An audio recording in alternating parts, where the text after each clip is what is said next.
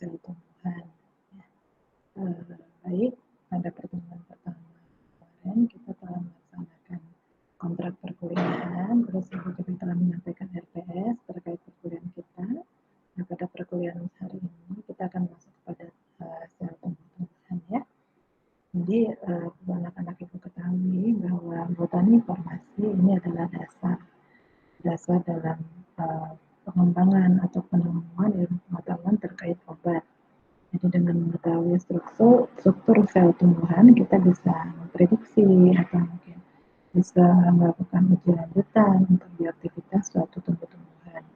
Nah, bioaktivitas ini akan bermanfaat nantinya untuk kehidupan kita sebagai manusia ya. Mungkin salah satunya yang sering anak-anak Ibu lihat di contoh ketika melakukan penelitian itu misalnya uji aktivitas antiinflamasi, uji aktivitas antihipertensi, anti kolesterol, atau mungkin kalau untuk suplemen contohnya untuk antioksidan dan lain sebagainya, itu semuanya bermula dari tumbuh-tumbuhan. Nah, dari botani farmasi, kemudian nanti dilanjutkan nanti ketika melakukan isolasi dan sebagainya sampai nanti akhirnya ditemukanlah suatu obat, ya, molekul obat dengan BM tertentu. Nah, nanti dilakukan proses sintesis, nanti dilakukan lagi nanti uji keamanan dan jadilah obat itu yang akan dipakai untuk mengobati. Nah, baik ini sebagai pertama sekali kita perkuliah ini ada tentang sel tumbuh-tumbuhan ya.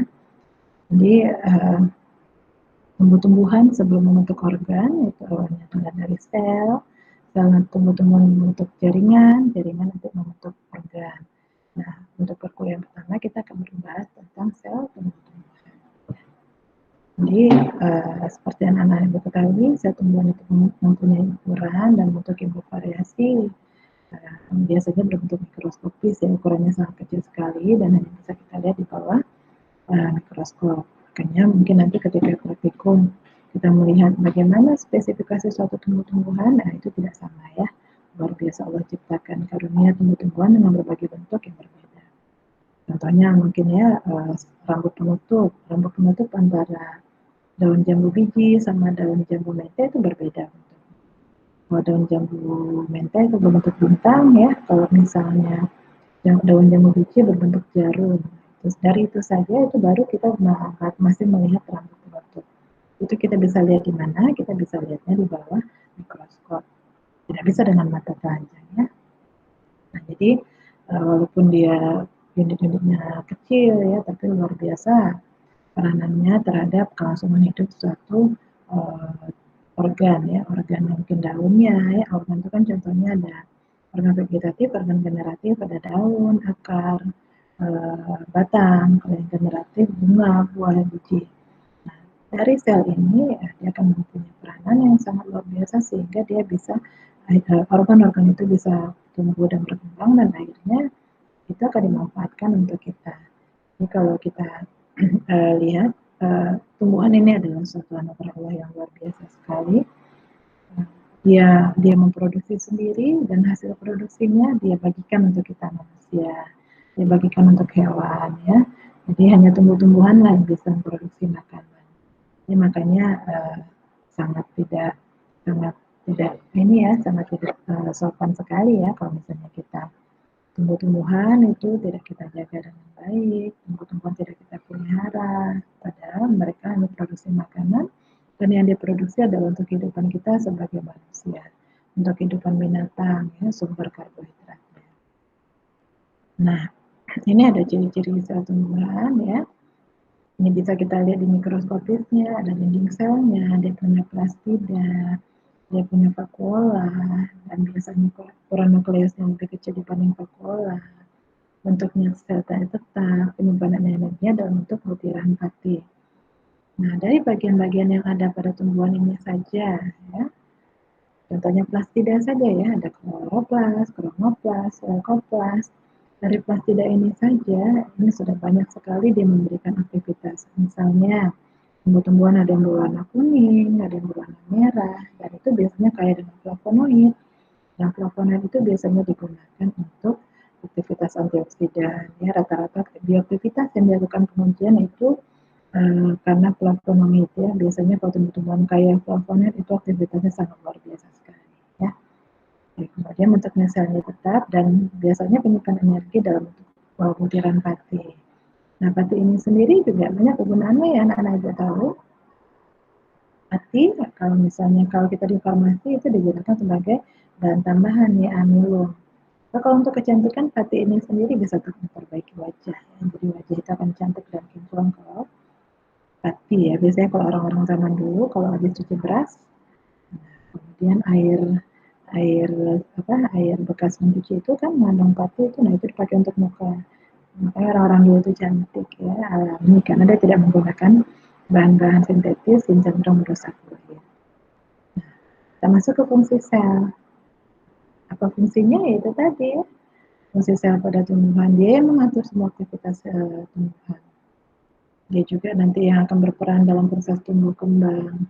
Nanti dia menyimpan membawa sifat genetik tumbuhan. Dia menyusun dan menjaga bentuk tubuh tumbuhan. Itulah sel. Jadi dia bentuknya kecil tapi peranannya luar biasa sekali. Nanti anak-anak itu akan lebih dalam lagi kita membahasnya ketika kita cerita di organ ya.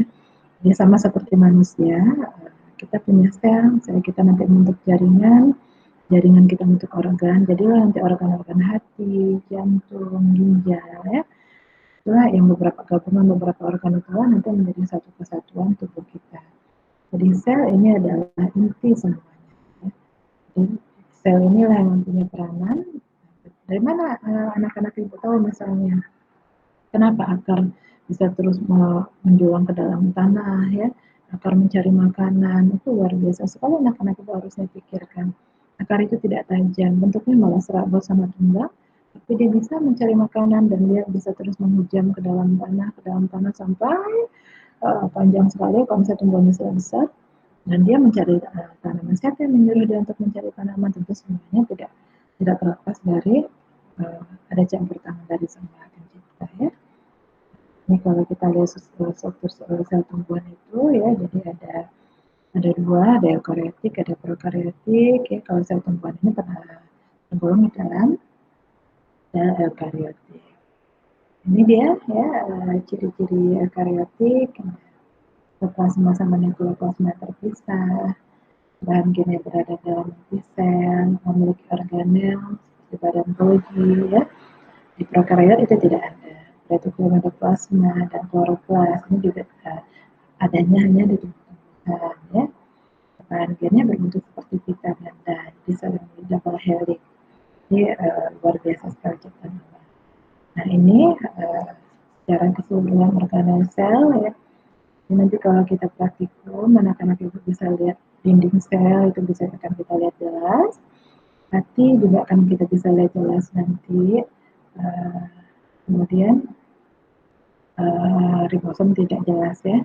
Kloroplas ya kita bisa akan lihat nanti secara jelas. Nah, namun spesifikasi tumbuhan itu seperti saya sampaikan tadi itu berbeda-beda, dia tidak sama. Jadi bisa saja nanti mungkin tumbuhan A dominannya ini akan kelihatan. Dan itu digunakan sebagai penanda. Jadi misalnya anak-anak itu akan kerja di balai pom, bagian obat tradisional. Nah, misalnya dalam kemasan jamu disebutkannya di sana ada, oh ini untuk diari ada daun jambu biji. Kita gampang ngeceknya. Nah, ambil saja sampelnya sedikit, kalau dia berupa simpuls ya, kita cek di bawah mikroskop, tanpa penutup akan kelihatan. Ya. Jadi spesifikasi masing-masing beda-beda. Kumis kucing lain lagi spesifikasinya. Kalau di dalam daunnya, jadi kalau di batang lain lagi spesifikasinya. Jadi makanya kita harus belajar akar, batang, daun, bunga, buah biji. Karena masing-masing punya spesifikasi. Jadi kalau misalnya bintang kunyit, nah itu tidak akan sama spesifikasinya dengan daun kunyit ya. Ya, mungkin sampai di sini saja dulu penjelasan video itu. Nanti kita akan lanjutkan di video kalau misalnya minta maaf.